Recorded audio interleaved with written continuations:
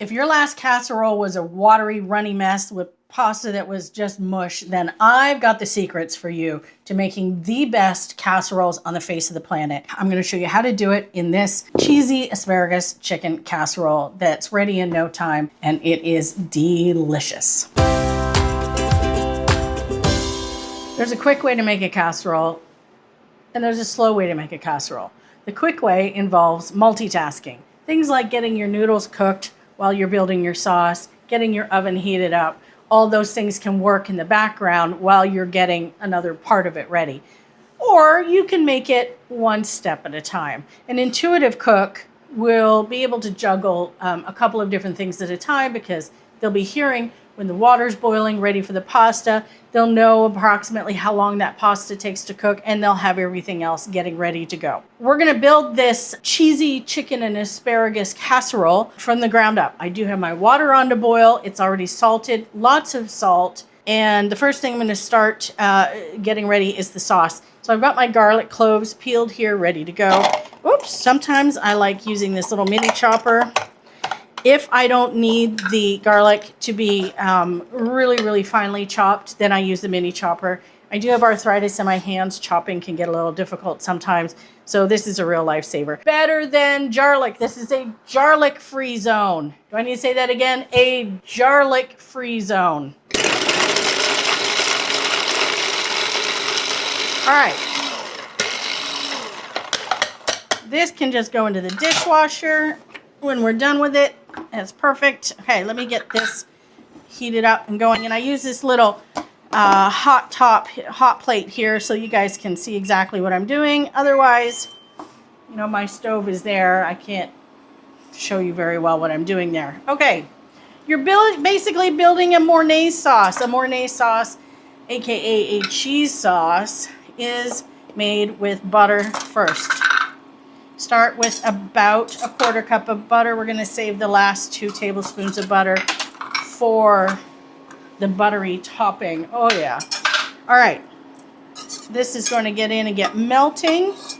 And while that is melting, I'm going to get my onion chopped up. And onions, sometimes if I'm doing more than one onion, I'll pull out my little vegetable chopper, but this is just one onion. It's not going to take very long to chop. I just go in half and then I just slice down like this, the length of the onion a couple times, and then I hold it together and make my little dice onion like this. And they are going to go right into the pot in just a second with that hot butter. We're going to let the butter and onions cook for a little bit before we add the flour and the milk to thicken it up. All right, in you go. If you don't cook your onions in the hot butter first, your onions will still be hard and crunchy. Trust me, you don't want a casserole and bite into hard and crunchy onions. That would just not be good. Okay, I'm gonna let that go for a minute. All that butter in there, yum. Okay. And then the garlic, we're going to add in just a minute at the end of the cooking time. So that's going to cook there for a minute or two. I'm going to talk about the pasta. I'm using farfalle pasta, otherwise known as bow ties. We're going to use about 12 ounces if my water ever wants to boil. We are using asparagus. It's fresh of the season asparagus. I love it. I'm kind of an asparagus nut. I just love asparagus. I've washed it already and I've cut it into about 1-inch lengths. That will get nice and spread out through the casserole and it'll cook. I'm not going to blanch it first. You don't have to blanch it first. If you were to blanch it first, you're running the risk of your asparagus getting mushy in your casserole. I do not like mushy asparagus. Okay, we also have about 4 cups of rotisserie chicken. That's about 2/3 of a bird. If you got a big bird, it'll be about, don't cook big bird, will terrorize children everywhere. Did I just say that? Sometimes the filter goes off. Anyway, this is about, if your Costco rotisserie or grocery store rotisserie chicken is large, that could be about half of a chicken. We also have flour for thickening. We have flavor, Dijon mustard, we have lemon, we have 2 kinds of cheese. We have Gruyere cheese and we have mozzarella cheese, and those are going to help us build the flavor in our sauce. All right, onions almost ready. They really don't take long when you cook them in a whole sea of butter like I've got here. Let me check my water. My water is boiling. I'm going to add about 3/4 of the package, about 12 ounces. Ta-da. Give it a stir. Got my bum spanker. No, I never spanked my kids, and I certainly wouldn't use that. Almost done there. Let's get the garlic ready to go in. Now you don't want to burn your garlic. Brown garlic is not good garlic. There may be 1 or 2 cases where I would actually let the garlic brown if I wanted some bitter notes. And I really wanted to cook the flavor out of the garlic, but not this recipe. All right, that garlic is in there. Once you start getting a good smell of that garlic, you know it's ready to go. Okay, I'm going to turn the heat off momentarily. I'm going to add the flour. This is the base for any cream sauce, white sauce, bechamel sauce, cheese sauce, aka or otherwise known in the culinary world as mornay sauce. I put the butter in and I've just mixed it around until it's kind of pasty. Turning up the heat onto low. Hey, behave yourself. We're just going to cook out that flour for just a couple of minutes. Oops. That was getting a little rambunctious over here. Don't let your water overflow. Okay, we're just going to let this cook for just a minute or 2. What this does is it helps cook out the raw flavor in the flour. And you can let it go to several stages of color here. And if you're making gumbo, you would let your roux, which is what you call a combination of flour and butter or fat, you would let it go to a kind of a chocolate brown. But we're not going anywhere near there. We're just going to cook this out. We're not even going to let it brown. We're just cooking it for a couple of minutes. How do I know it's done? Well, I don't really. It's just kind of, you know, I've been making these sauces for decades. I'm not going to tell you how many decades. So I know about how long it takes. You just want to see a good boil down there. It's going to sort of bubble up, and that's okay. And I just keep stirring it around every couple minutes just to help it move along. Okay, the next thing we're going to do while this goes is we're going to add our milk to build our sauce. I'm starting with warm milk. Warm milk always blends in more easily for some reason. I'm not entirely sure why, but it does. And I'm going to turn the heat off because what happens the minute you start introducing liquid, that flour is going to grab onto that liquid and it's going to start to thicken, and you're going to end up with a clumpy, nasty mess before you know it. Start with warm milk, start with your heat off. Then, I can even move you out of the way for now. All right, some milk in, whisking. Just whisk it all nicely together, and you will see it start to thicken up, and that's okay. That's what you want. Adding more milk. Now, how much flour to how much milk? Well, I've got 3.5 cups of milk and about 1/3 of a cup of flour. It is going to thicken up some more with the cheese, so don't worry if your sauce isn't too thick. And you know it will stop thickening once it's boiling. So we have all of our milk in here now. I'm going to put it back on the heat, and we're going to let this come up to a boil. You're going to want to keep stirring it because milk will burn on the bottom of your pot, and that will ruin your sauce. It will also start to thicken where the heat is the highest concentration, and then you know, you're going to end up with clumps if you don't keep stirring it. And I just use a regular whisk. Okay, what happens if you do get lumps in your sauce? Okay, well, two things. If I had lumps in my sauce, I would do one of two things. One, I would just puree the whole thing. Yeah, okay, so you've got onions and garlic in there. They're going to get pureed too. Or add your cheese. Add your cheese, and the cheese will help smoothen out the sauce as the cheese melts. If it's a clumpy, nasty mess, well, I don't know. You can put it in a blender. You can use an immersion blender to try and get it back. If it were a clumpy, nasty mess, and I would add more liquid to it, because it sounds to me like there's not enough liquid in it if it's really, truly clumpy. And then just take it off the heat, add your liquid a little bit at a time, and then let your sauce thicken back up. So I'm just going to let that go. I'm going to get a big bowl because we're going to need to mix our pasta with our chicken and our asparagus. Oh, yes, I make a mess. Watch your sauce doesn't gallop away on you. Oh, get in here. We will add salt and pepper after we've added the cheese, because cheese is salty and you don't want to have your sauce be too salty. Also, there's a fair bit of salt in a rotisserie chicken because they marinate those guys in a salty brine to help keep it tender and delicious. So there's already some salt in there. So go easy on the salt. All right. The next secret to making a good casserole: don't overcook your noodles. You want those noodles to be really kind of firm. You all know what al dente is like, where the pasta still has a bit of a bite to it.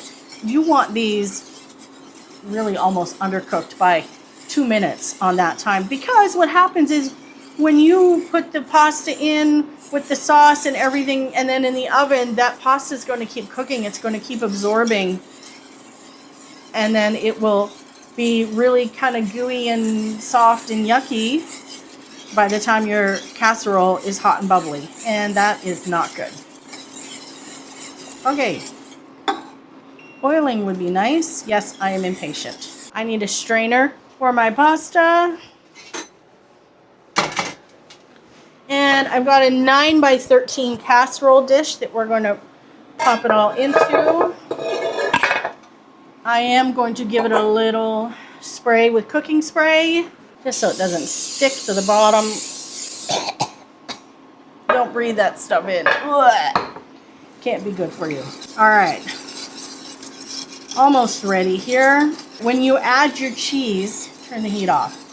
Cheese does not like to be boiled. It will separate. It will become an oily, nasty mess. It won't be pretty. Another thing I would suggest you do is when you add pepper, you add white pepper instead of black pepper. Because, and it's not such a big deal in this, but if you were just making this sauce for vegetables or fish or chicken or whatever, if you use regular pepper, you're going to have big black flecks of pepper in your sauce, and that doesn't look very nice. But if you use white pepper doesn't leave big chunks of black in your sauce. All right, this is almost done. I can tell because it's very thick. It's getting thicker and harder to stir. It's almost ready to boil. As soon as I start seeing a couple bubbles, as I do now, I'm going to turn it off.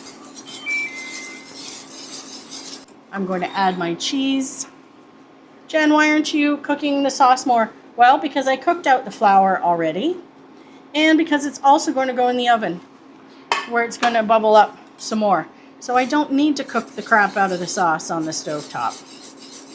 All right, look at that cheese. Oh, happy days. Heck yeah, look at that. Oh yeah.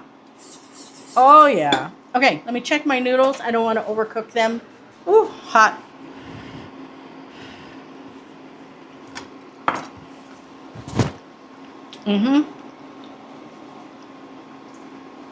If they're still a little chewy, they're still a little raw tasting, they get stuck in your teeth, that's when you know they're done. Let me drain my pasta. Okay, let's assemble. I have a heaping tablespoon of Dijon mustard. Why? Dijon mustard and asparagus love each other. It also adds a big pop of flavor.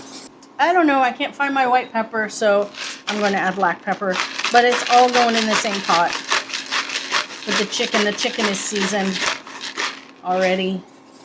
It doesn't matter. Use what you got. If you don't have white pepper, don't run out to the store and buy it. Use your black pepper. Okay, so sauce, noodles. Get you out of the way. Get that all in there together. All right, now I'm going to taste my sauce.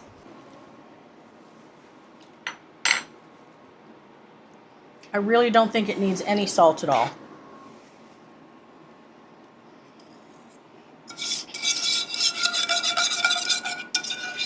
Okay, it looks like a lot.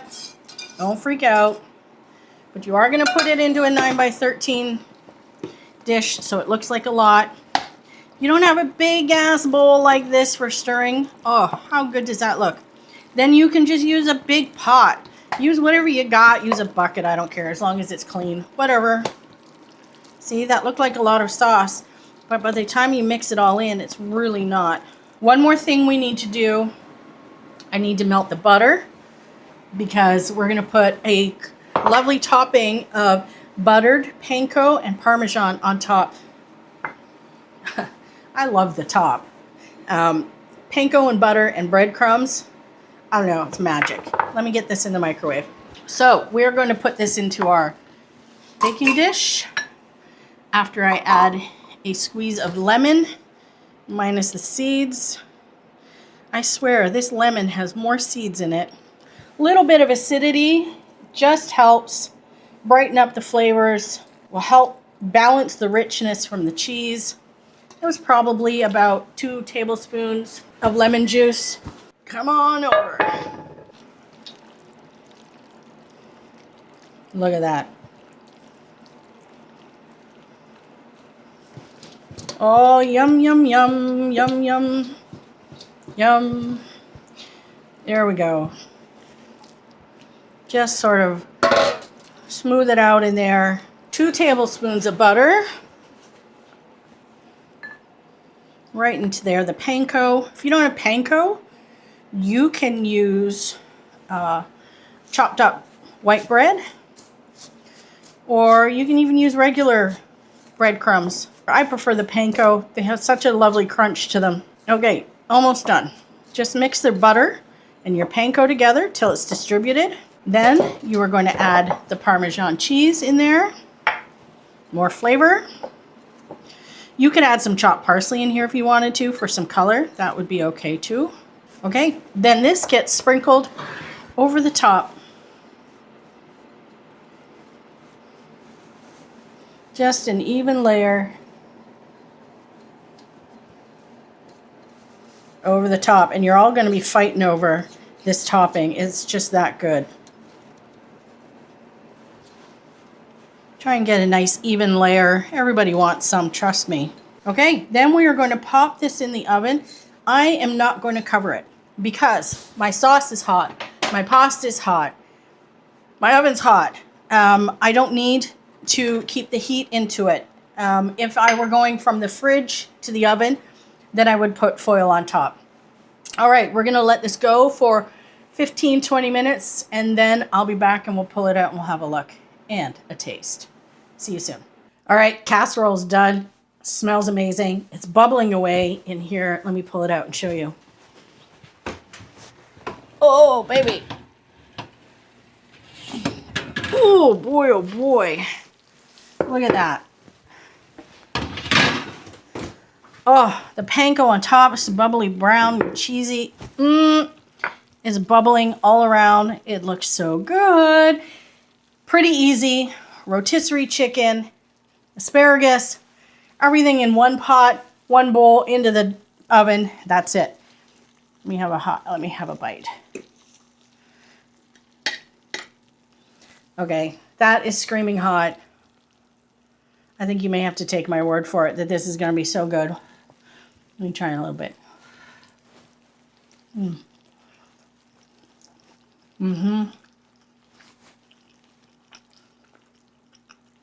The asparagus flavor is throughout. It's delicious. It's bright. It's springy. It's not too heavy.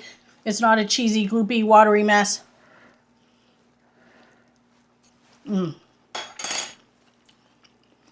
noodles are perfect.